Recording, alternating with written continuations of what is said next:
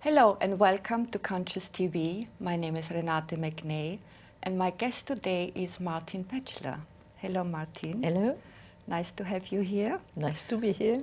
Martine is a Buddhist teacher and a writer. She wrote about 8 books. I have 2 books with me which I really love. One is Meditation for Life and Women in Korean Zen.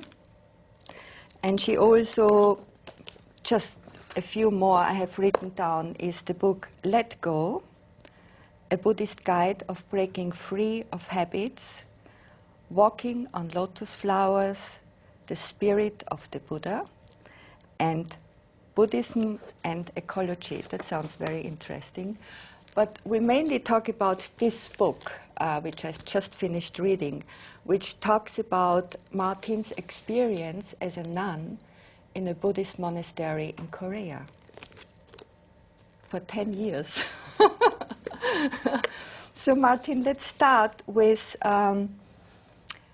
you telling us a little bit who you were before you were a nun. I know you lived in Paris and you wanted to change the world. Yeah, so when I was first, it might be important to say that I was raised in a family which was more like an atheist family, a socialist family. We were not religious, and we were slightly anti-religious. And so I was interested in politics, and I was anarchist, and I used to go on to demonstration and things of that nature.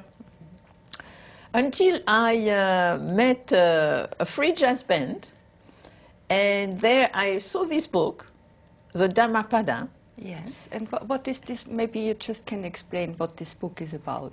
And so the Dhammapada is one of the most translated book of the Buddha, because it's kind of very short, pithy, little saying, which has been translated about 10 or 15 times, and is one of the kind of, what you could say, a basic book about the idea of the Buddha, but taken from the sutta. It's an original text. And so in that version, I can't remember the version I read, the Buddha was saying, I mean, not exactly like this, but something to the nature that, because since an early age, since I was 11, I had wanted to travel and I had wanted to save the world. So where did it come from? I don't know, maybe because I came from a socialist family, I have no idea. Okay. But I mean, I was different from my sisters and brother who did not want to do that. I mean, my room, when I was 11, my room was covered with photos of the Vietnam War. Right. So I was a little different. So it seems that the suffering of the world affected you. Yes, already as a young age. Yeah. And so I wanted to do something about peace, about the suffering of the world. So I had kind of, first I had grandiose idea, becoming the president of the republic or becoming like an MP. And then I thought maybe this is a bit difficult to do. Then I thought maybe I could be a journalist. And then I had very bad marks in writing French. So I thought journalist, I'm not sure that's possible. And then I made that free jazz band. And then I read the Dhammapada. And the Buddha in it says something to the effect that before you want to change others, you might want to change yourself. And I thought that maybe is a good idea. Because I realized I was very idealistic. And I wanted, you know, to be all loving and not be egoist and not be jealous. And I was 18. And I could say to myself, don't be egoist. And it had no effect whatsoever. So I thought maybe the Buddha had a point. Before I wanted to change the world, first I had to change myself and see if that could be done. And then maybe we'll get on to the world after. So you saved up 500 pounds or dollars? Or yeah, so I did work in England and I did grape picking in France, and I kind of managed to gather grape picking? Yeah, grape picking in France, you know, very hard work. Yes. And then I got $500 in 1974-75, and then I hitchhiked. I went hitchhiking by myself until I got to Turkey, and then it was starting to be a little dangerous to hitchhike by myself, so I took the train. And then... And where did you want it to go? Well, you see, again, I was a little kind of, 18 in 75, and so I wanted to go to Bali. Because I had seen Balinese music, and I liked the music, so I wanted to go to Bali, until I realized that actually I needed more money, and I could not go overland because of many different countries you could not go through. Yeah. So then I thought, well, maybe I'll go to India, maybe I'll find a teacher, or I'll find meditation. So your goal was to learn meditation? Yes, I think, yes. Yeah, so yes. That was the starting point for changing yourself. Yes, I thought, okay. Yes. Yeah. But it is true that I had also some vague idea of Asia and China and maybe going to do meditation in Taiwan. I mean, it was I was 18, it was very little kind of, by then I was 22, it was a little kind of, vague. Because then there was very little meditation and thing of that nature.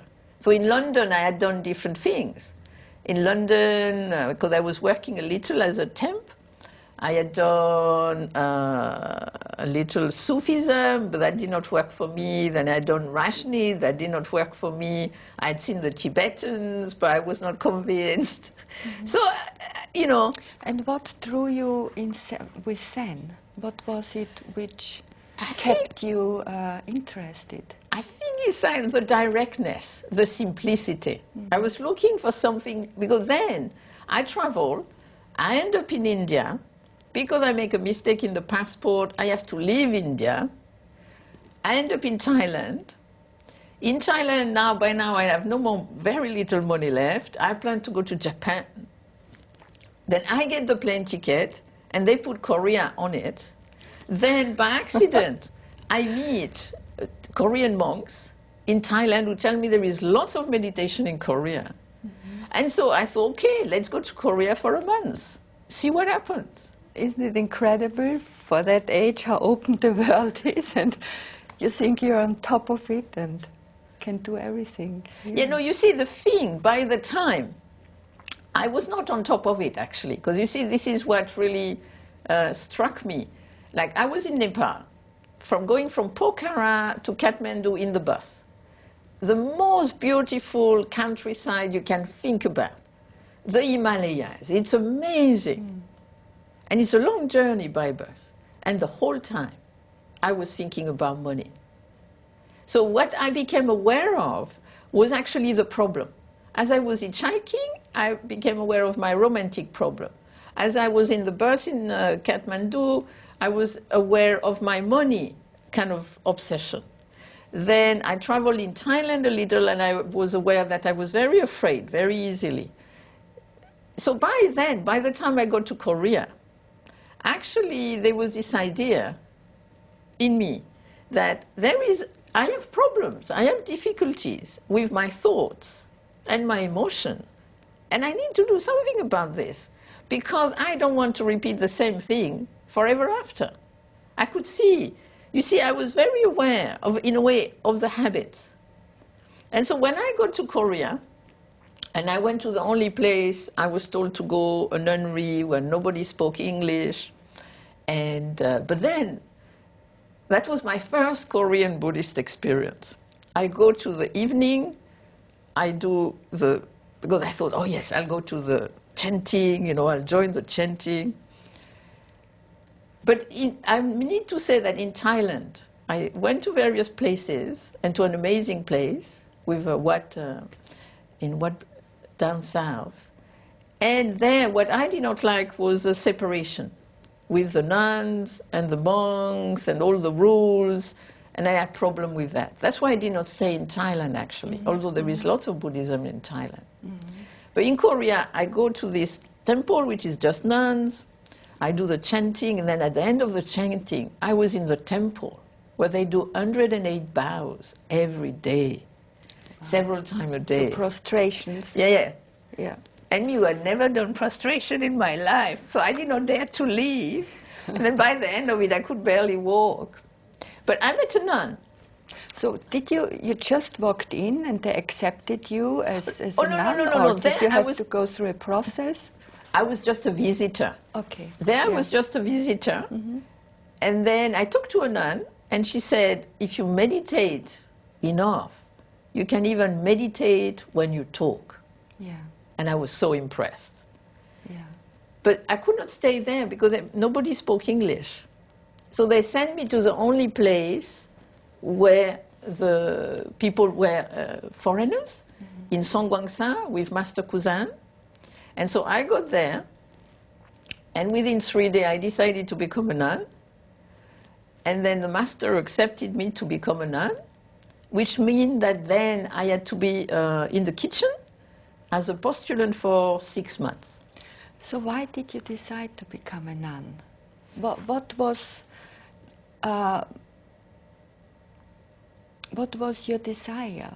What was your expectation? What happened was that I arrived in Songwangsa, in the temple, at the biggest ceremony of the year. And so straight away I went to help in the kitchen. And as I was helping in the kitchen, I was with this woman who was about 50 years old and spoke a tiny bit of English. And she asked me, are you married? No. Are you studying? No. Have you got children? No. And then she said, wow, if I was like you without anything of that nature, I would become a nun. And I thought, why not? This is a good idea. You know, maybe if I become a nun, I'll stop making the same mistake again. Maybe we can do something different here. And then I thought, to convince myself, I said, okay, if I stay, you know, a year or two here, I could learn Tai Chi, I could learn calligraphy, and I could learn meditation. So why not? Yeah. So that was the idea. And I never learned Tai Chi, never learned calligraphy, but I learned meditation. Yeah, so what happened after? So you decided to become, did you have any idea how long you're going to stay there at that point? A year and a half. Right. Just to try out. Yeah. So you were introduced to your teacher? Yeah, I went to see Master Kusan. Yes. With another young monk. And Master Kusan, and I thought, you know, I must be impressive. You know, we meet the Zen master. And so I go there, and he said, you know, what is the most frightening thing in the world? And I think, I couldn't come up with anything. I know, to me, he said, to the young monk, to the young American, he said, what is the most frightening thing? To me, what is the best thing in the world? Mm-hmm. And the only thing I could come up with was two people smiling at each other. He thought, something better than that? And so he said, you know, it was to know the mind, the Buddha mind, and to do the question, what is this? What is this? That was what he gave me, and then because of something else, he changed it to the no. So let's stay with what is this? What did he mean by that? It's a technique. You see, it's a practice that they do in Korea. Yeah. It's called hwadus Zen meditation. Yes. And so it's like a Zen koan. Yes, it's like a Zen koan, but less Japanese style and more Korean style. Mm-hmm. So the idea is not so much to answer the question, but the idea is more to develop a sensation of questioning. Yeah, when I read that in your book, I was quite intrigued what it actually means. You see, how can you get in contact with a sensation and feel it in your whole body? This Huan, what is? What is this? What is this? So can you guide us through how? I mean, it took you ages yourself to find out how to do it. Yeah, no, so you see, the way I would put it nowadays, you see, nowadays I look at it differently because I have met other technique, I have looked at different things. And so I think what we have to see that when we look at Buddhist meditation, you have two main aspects, samatha and vipassana, which is concentration and experiential inquiry. And in different traditions, they will do this in different ways. Mm-hmm. So in the Zen tradition, the samatha, the concentration, is the fact that the koan is the anchor.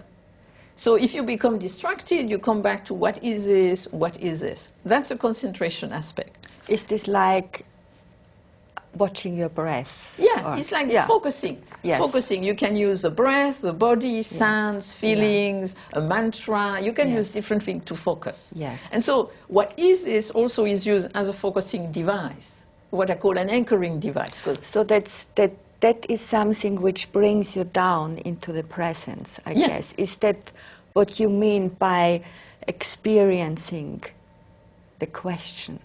Rather than thinking. We're getting there. Okay. I'm ahead of you. Yeah, later. Then you have what I call the experiential inquiry, which again you can do in different way. And the way they do it in Korean Zen is to ask a question. This is very different than a mantra. You know, like Om Mani Padme Hum Mani, then you just recite the words. Yes. When you ask, what is this? In a way, it's kind of like you're asking, it's kind of like you're throwing the question into the whole moment. So that you're not defining anything in it, but through the question, you open to the whole moment. And so in a way, what is this is more a feeling about seeing that life is a mystery. And so I kind of getting in touch with the fact that I don't know. And because you're open to that, actually you start to have more choices. But that takes us later into the practice. So the idea basically is so that not to keep it in the head, not to be like, what is this? What is this? That's not the idea. But to, in a way, bring the question into the belly and ask from the belly. And then this kind of becomes more like an energy in the body. But it takes time. I mean, any practice takes time. I can imagine the mind is just going crazy with trying to answer it.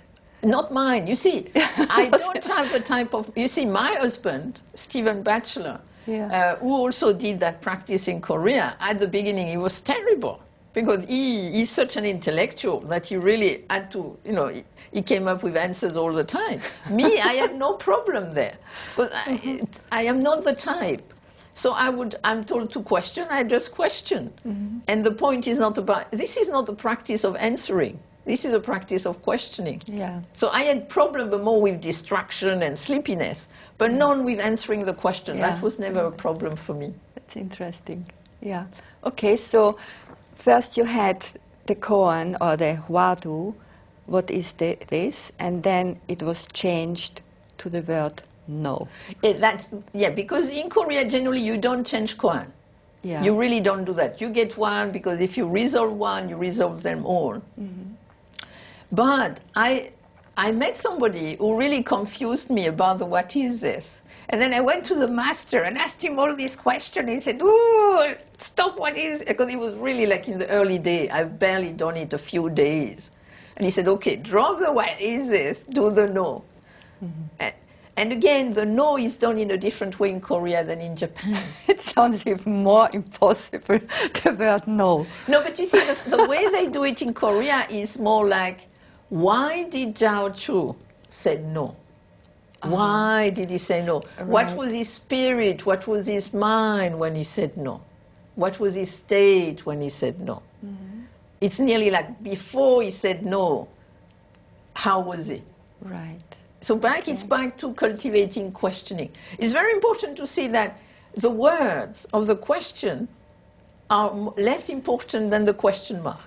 Yeah. You're trying to become a question mark. The words are not so important. Yeah, yeah.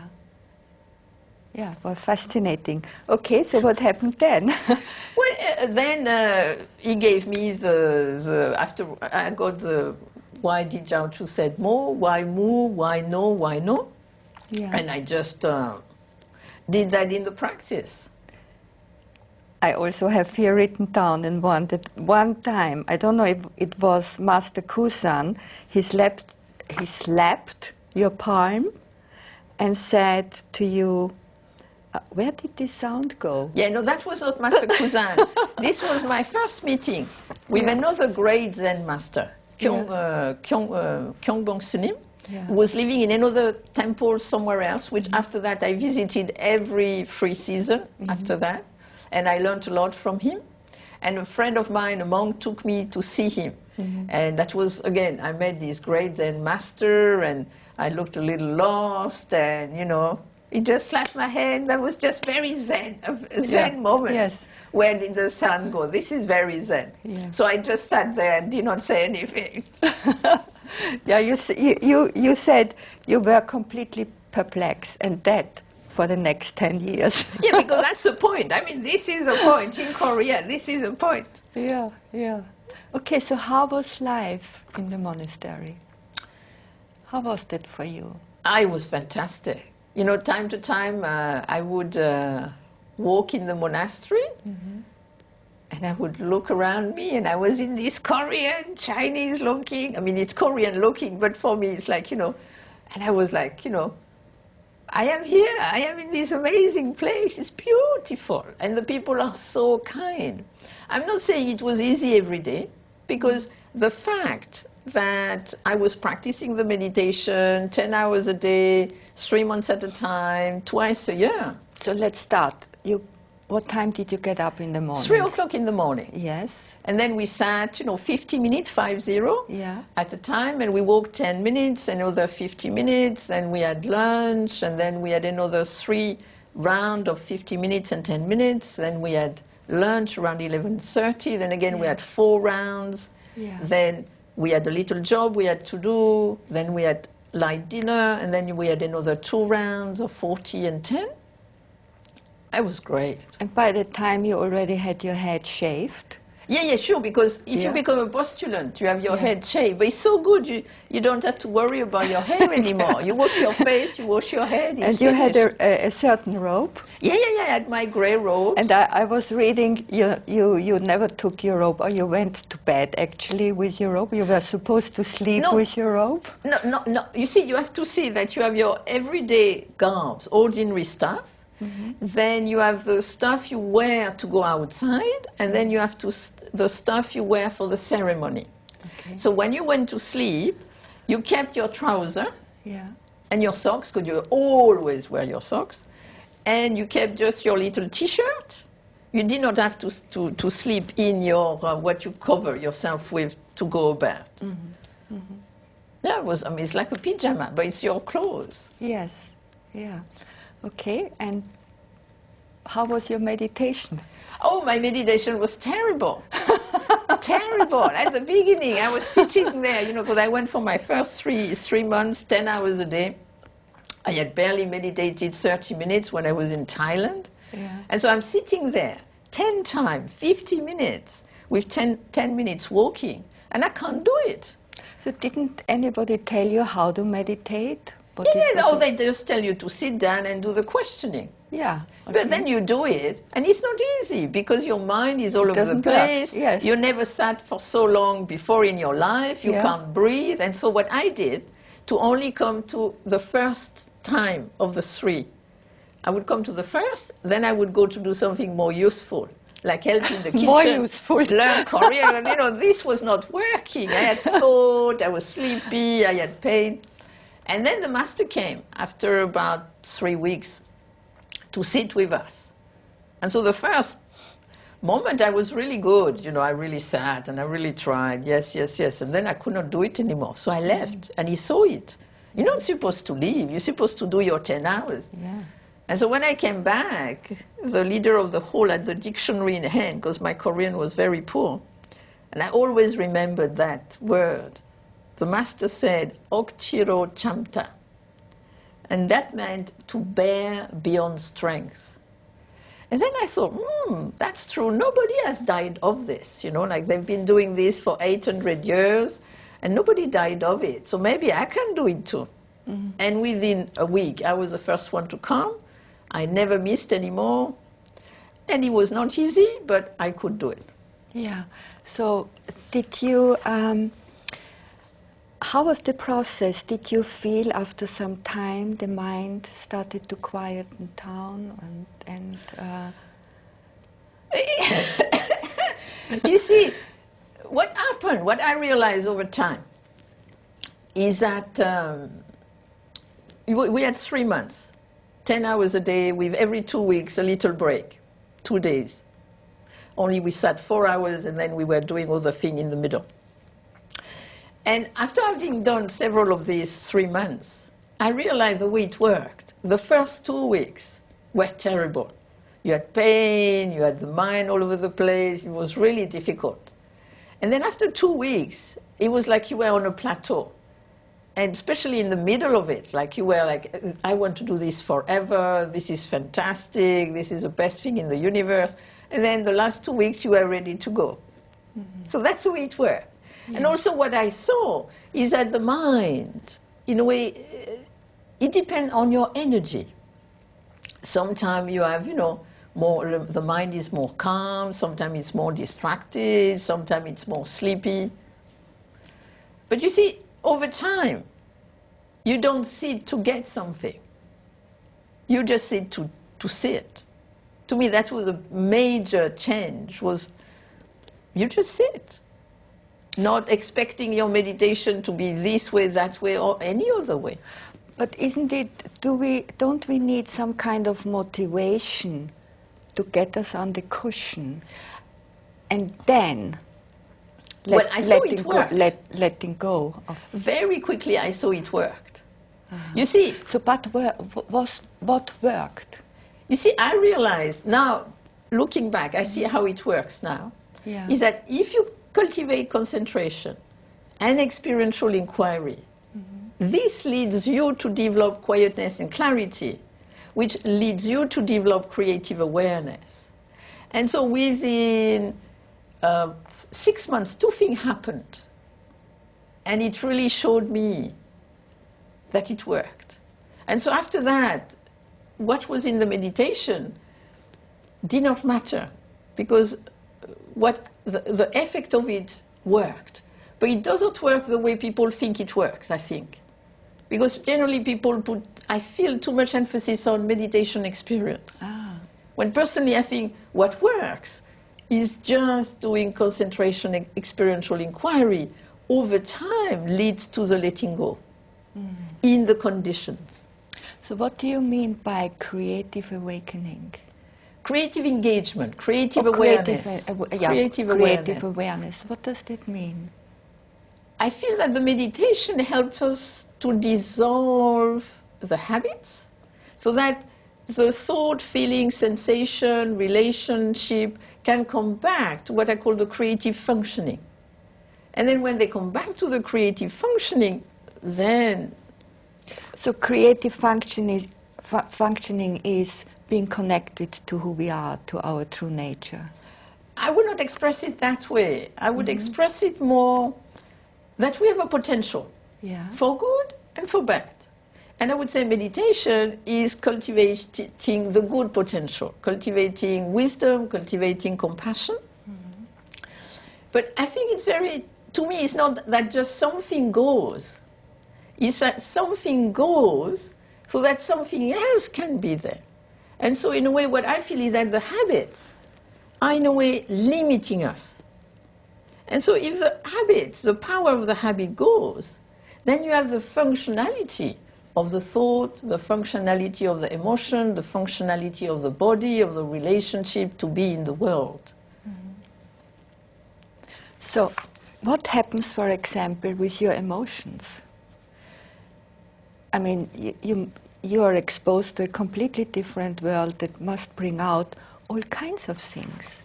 You see, what people don't realize is that when you are monastics, you don't have to worry too much about emotions. You see, this is something I realized once I stopped being a monastic. You see, when you are a monastic, a nun or a monk, where I was, they are celibate. So we were celibate. Yeah. So you don't have to worry. I mean, it was wonderful. It was a freedom for me. I did not have to worry. Because you see, when you are in a regular life, and if you're not in a relationship to which you are faithful to, let's say, anytime you see somebody you're attracted to, they start to be the whole thing, is he going to like me? Am I going to like them? And it sets off a chain reaction. I was very aware of that before I became a nun. All this kind of, playing and setting and, all this. And when I became a nun, it all went. Interesting. So your sexuality never came up? Maybe sometime you might have a little dream, but that's it. Yeah. I mean, sure, you have little feeling for people sometime, but it's really not addressed. It's really not looked at. It's not part of the experience. And you feel that is good, not to look at it? No. What I'm saying is that this is why not much happens generally. It doesn't mean people don't get angry, don't have emotions. Yeah. But there is a whole part of your life that you don't have to deal with, having children, being in partnership, working. A lot of things you don't have to deal with in terms of emotion. So when I stopped being a nun, what was fascinating, I was 32, 33, and I came back to being 19 emotionally. How interesting. And it took me 6 months to kind of catch up with with your age. I mean, that's when I realized, hey, being a monastic is good for a certain type of training. But there is certain thing it doesn't train you in. Yeah. So that's why it's such a big test to go back to the marketplace afterwards. Yeah, of course. And it's a good experience. Yeah. So one thing I was intrigued with was you said Master Kusan Sumin, he had 3 awakenings. Now what does that mean? I mean, Three one should be awakenings. enough. One should be enough. So what is an awakening, like a Satori experience, or what in your terms or in the Buddhist way is an awakening? Okay, we have to look at it in terms of the Korean model. Yeah. We also have to look at it in terms of Master Kusan, in terms of his monastery model. It's very important to see, in my monastery, Songwangsan, they are following a model, a Zen model, nobody else follows. Because generally in the Zen tradition, you have a very strong theoretical model of sudden awakening and sudden practice. That's very important. But in my monastery, in Songwangsa, they followed the model of sudden awakening followed by gradual practice, which then is followed by another sudden awakening, then followed again by another gradual practice. Okay. So then that makes sense within that model that he had 3 awakenings. And so in that model, you see each time there is, you could say, a release, there is an understanding, something of that nature. So it's or a shift in perception. Shift in perception, shift in perspective, something goes. So if you are on schedule, let's say on schedule with 1, 2, 3, does that mean in the end you are full awakened? You or see, what is the difference of full awakening and 3 awakenings? No, again, you have to see what you're looking at. For Master Kusan, his 3rd awakening was not in his term, his last awakening. But even he would not say he had 3 awakenings. Because as a monk or nun, you're not supposed to say that. This is one of the breaking of the rule. Right. So the way he would... You don't talk about yourself in that. The way you would say is that he would say that he wrote a poem that he showed to his teacher. And he did that 3 times. And what was interesting is that the 3rd time, where he showed the poem of his understanding of the breakthrough to his teacher, the teacher said, "Until now, I have led you. Now I become your disciple." That's beautiful. That really touches me. Yeah. That the teacher is there to, in a way, make you greater than you are. And so the teacher was saying, now I will follow you. You know more than me. You have experienced more than me. Yes. So in these 10 years you were there, did you feel you changed? Yes and no. Yes and no, because when you are in the middle of it, you just do it. You don't think so much about it, You just do it. You live your life the same as you live your life. You go to the supermarket. You go to meditate. That's what you do. That was your job. That's what you do. That's your life. So Yeah. I did not think one way or another about it too much. Of course, I had certain experiences, and I talk a little about it in the book. Yeah. But, nothing dramatic to write home about. But I did it because I wanted to do it. Because I could see the benefit of it but without what I call the necessary. Because you see, I don't personally. I was never motivated by the big awakening experience. By enlightenment. No, I was never motivated by this. I read it somewhere and I was surprised. Yes. No, what motivates me is wisdom and compassion. What motivates me is harmlessness. Yeah. How can I develop more wisdom and compassion? How can I be less harmless to myself, to others? That's what motivates me. So, yeah, I mean, if awakening happened, I have nothing against it. Why not? But you see, if you look at the definition of the Buddha, of awakening, awakening is a solution of greed, hatred, and delusion. So let's say that's what interests me. Yeah. But I think we are multi-perspectival people, and so you might have breakthrough. You might have let-goes, but they just happen in certain circumstances. They might have certain effects, but they generally do not change the whole person in the world. So say more about that. Because you see, what personally I realized through the meditation is how, you see, often we think of the spiritual path as helping us to be above condition. In a way, being egoless. Be beyond it. Nothing affects me. I am beyond it. Yeah. You know? Nothing touches me. I am above. And what I realized through the creative awareness is that actually we are made up of conditions. We are meeting conditions all the time, and they influence us a lot. So to me, my practice is an exploration of condition. It's not an exploration of trying to get out of condition, but trying to understand conditions and trying to creatively engage with them. So when you understand a certain condition, what happens to the condition? Well, it depends how I am. Because you see, it's inner condition with outer conditions. If I am in a good place, then I can see the condition in a different way than if I am tired, irritable, and I have not slept. That's what I'm talking about. Very practical, very Yes.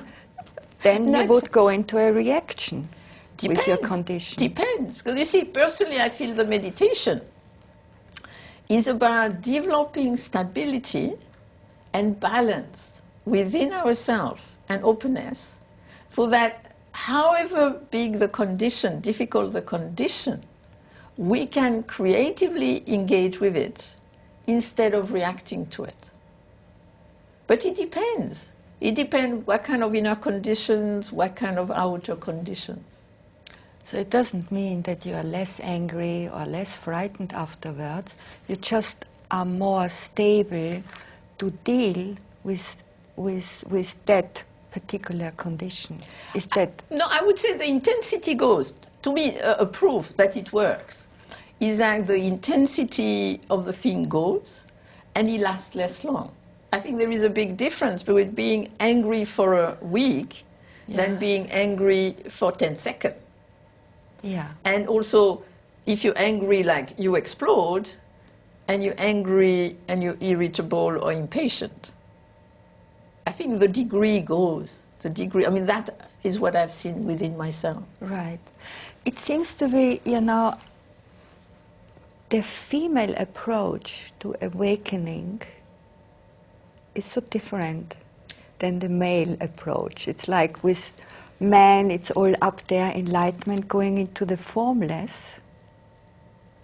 And we women are much more, you know, happy with dealing with the juiciness of life, with anger and with being down here and sorting life out. And who knows? I think it depends. It depends the kind of man, it depends the kind of woman. Yeah. I think it depends. Well, it brings me to the question, and that was actually a question one of our viewers wrote in a few weeks ago.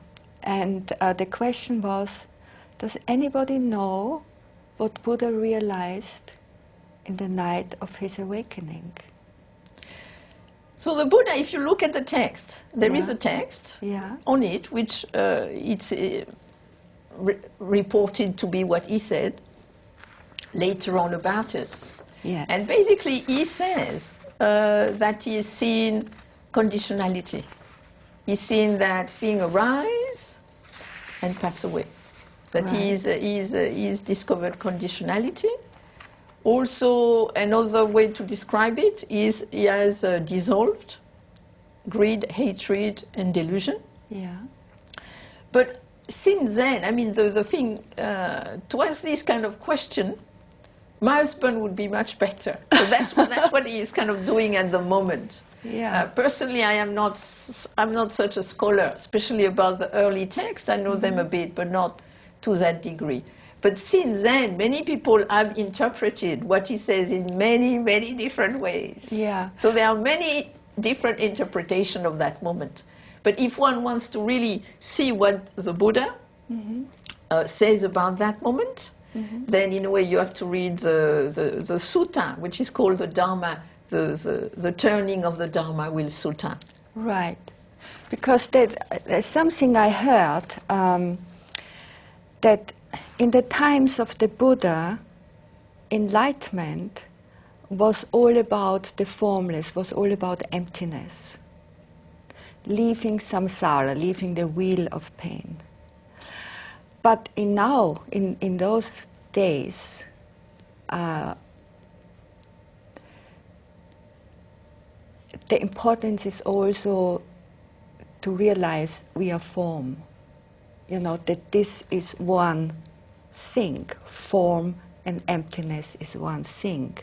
So in a way, I was wondering, was there a different enlightenment then? Was he only half enlightened? Because it was he only realized the emptiness. Again, you have to be careful here, because this is just one interpretation. Yeah.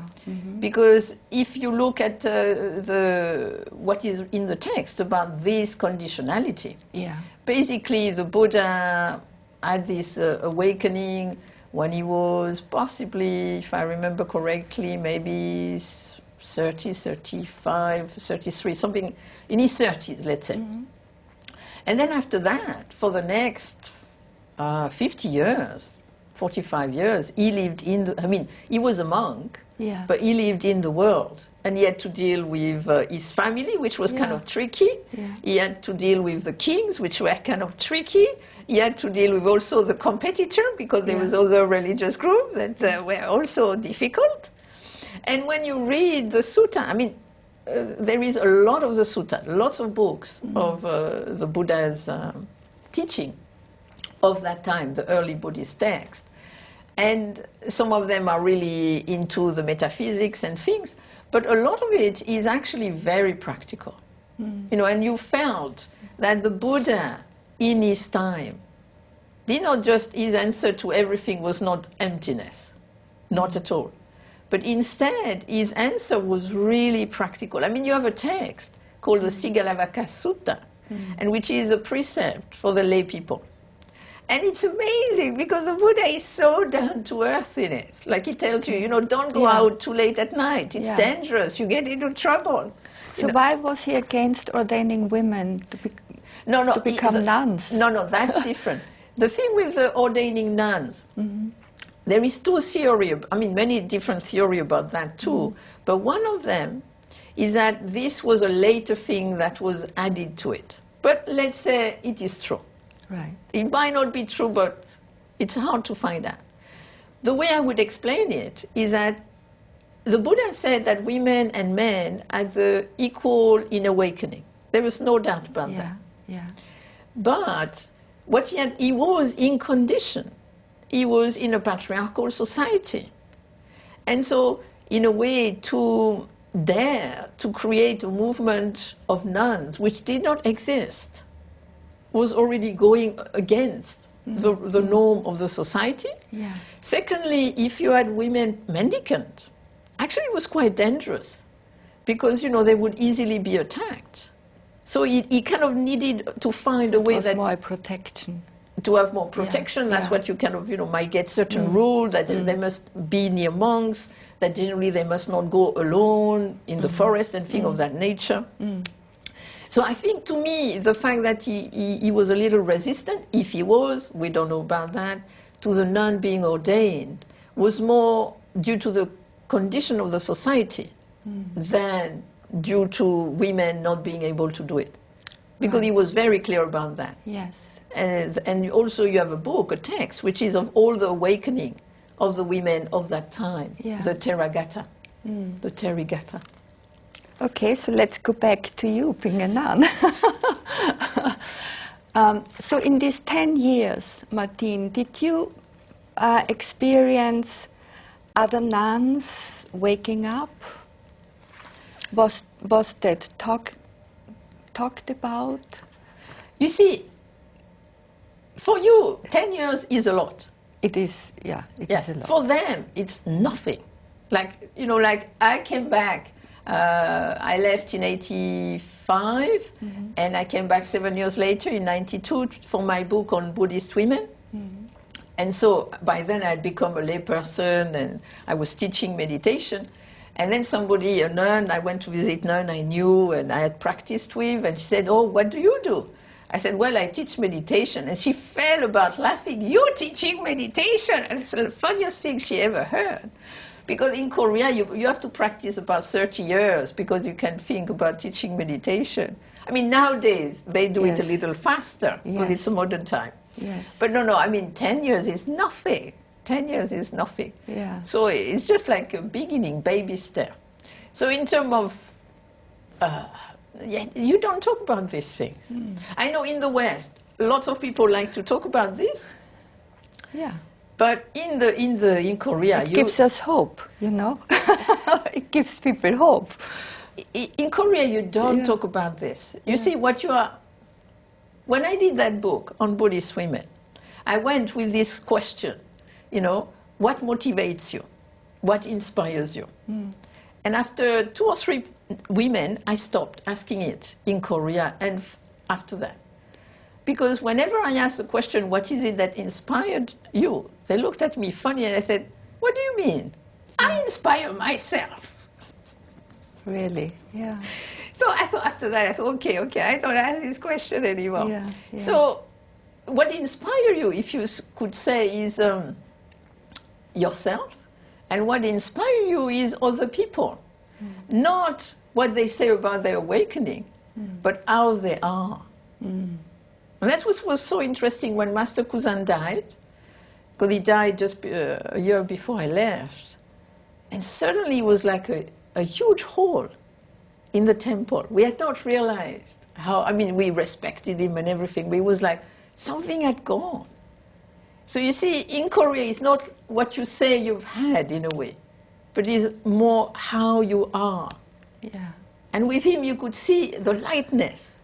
You could really see the lightness. And sometime I have been with Zen masters there. You just feel the space.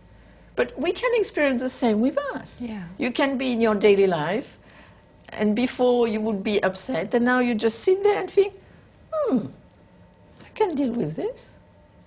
I just remembered when you mentioned Master Kusan's death, reading when you entered the hall and you saw all his bones and the ashes, and all the disciples were hanging over the bones and ashes, dismantling. Would you like to tell us what they were looking for? They were looking for sarira. They were looking for special thing. And to me, it was a fantastic moment, that moment, because we are so with death. Here we are a little kind of, cagey with death. And there you go through the whole thing, you see the body burn, and then you gather the bone, and then you look through the bone, and then you kind of grind the bone, and people read newspaper while you're doing that too. It's kind of like ordinary stuff. And so they were looking for little pearls. Pearls, little bone with different colors, Yeah. So what is the sign of these pearls? Well, the technique I felt was not very scientific. The technique was to try to tap it. Yes. To tap it with a kind of a heavy object. Yes. And if you tap it with a heavy object and it's not pulverized, then it was a sarira. If it pulverized, it was not a sarira. That was. Yeah. And the sarira means the state of awakening. Well, it means that no. Actually, they were telling me that it means that the person has perfected his life. Right. So actually, it has as much to do with awakening, actually more to do with ethics. Mm. That it kind of shows the person has perfected his life. Mm. Who knows? So why did you decide after 10 years to leave the monastery? Well, the master died, which changed the atmosphere. Songwangsa is Songwangsa, and the people are still great there. But it was like, oh, something has happened here. Then we were asked. I was asked to stay because I was one of the oldest one in terms of the foreigner, and this was at that time the only place with foreign monks and nuns. So I said, yes, I can stay a year there. By the time you knew perfect the language. Yeah, I knew the language and things like that. Yeah. But at the same time, I could see my time was up in maybe being in Asia, maybe being a nun. Yeah. And so, I kind of thought I will stay a year, but after that year, very likely I will go back. Yeah. And then if I go back, I will stop being a nun. And Stephen? Yeah, and also Batchelor was a monk at the same time. It's true. Stephen had arrived 4 years before the end of the 10 years. So he lived in the same monastery? Well, he was on the other side. But Right. you see, in Korea, you don't mix the two. The monks are there, and the nuns generally live somewhere else. Yeah. But because it was the only place with foreigners, then they gave a little place outside of the monastery to us, the nuns. We were never more than 3 or 4. So you never saw him before? Oh, no, I am the one who got him at the airport, because I was the only one left after everybody left, the Westerner, and then more Westerner came. So I went to pick him up at the airport, and I took him down, and I had to explain him how to wear clothes and all these things. So quickly I had to talk to him. But he was down, I was somewhere else. But we did a book together of Master Kusan Sumin teaching, and so we got to know each other a little. And then after Master Kusan died, we kind of thought, yes, we might have feelings for each other. So then since it's a celibate order, we decided to leave and then to get married. Was it difficult to come back into the world? It was interesting, because you see, all my life, since a young age, I had wanted to be special. And being a Korean Zen nun was my top in being special. Because I was one in 16 million Korean and one in 60 million French people. I was the only French Korean Zen nun. So one among 120 million. You can't be more special than that. Wow. My topitude of specialness. And then I stopped being a nun, and I wore ordinary clothes, and I felt funny. And I thought, what's funny? So it was an identity problem? Or No. I felt funny, and I realized nobody was looking at me special. And it was the start of my discovery of ordinariness. And I now revel in being ordinary and not special. So at the beginning, it was a bit strange. And I thought about the feeling and the emotion. But very quickly I thought, oh, this is a good opportunity to practice. For 10 years I have trained. Now I can really put it into practice in everyday life. And so that's what I do. Yeah. So it's a great place to practice. Yes. And where you are now? Where are you now? Where I'm now I live in France. Yeah. I came back, we came back to live in France in 2000. And I live upstairs. My mother lives downstairs, so I keep an eye on her. And now that we've been here 12 years, and I've written a few books and a few books published. We teach in different places. And inside, you feel different than... Well, I feel different than when I was 18, that's for sure. Yeah. I feel more calm. Yeah. I feel more, yeah. And you still have your daily practice? Depends, because in Or a way, holding the focus? you see, over time, the practice becomes what I call the creative awareness, the creative engagement, the stability, the balance, the openness. So if we travel a lot, then when we come back, we're so tired that generally I would just do meditation at night when I lie down in bed. If we really kind of feel better and we have energetic, then I might do, 10 minutes or 20 or 30 minutes of meditation. But you see, I'm very lucky. I'm a teacher of meditation retreat. So at least once a month, I do a week of meditation where I teach, and I do all the sitting. I continue what Master Kusan says. I do all the sitting. So every month, I sit for a week. So my practice, in a way, is fed by that. Yeah. And in everyday life, it's more what I would call the practice of everyday life, to be creatively aware as much as I can. Yeah. Well, I think that's a good point to finish. We have to finish. And, well, that was wonderful listening to your story. And I show your books again. Meditation for Life and Woman in Korean Zen, if you want to have more details on Martine's journey in the monastery. And thank you. Really, it was really nice that you came, Martine. Thank you. I enjoyed our time, and thank you for watching Conscious TV. Bye-bye.